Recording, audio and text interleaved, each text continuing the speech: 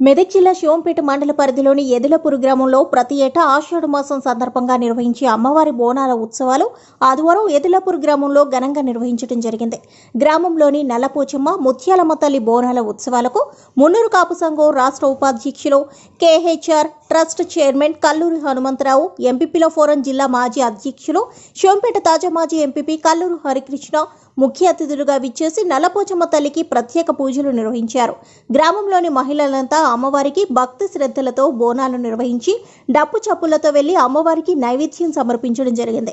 ఈ కార్యక్రమంలో సీనియర్ నాయకులు కల్లూరి ముత్యాలు, తాజా మాజీ సర్పంచ్ కల్లూరి కీర్తన, హనుమంతరావు, కల్లూరి వెంకటేష్, నాయకులు మరి మహేందర్ రెడ్డి, సంతోష్ కుమార్, యాదగిరి రెడ్డి తదితరులు పాల్గొన్నారు.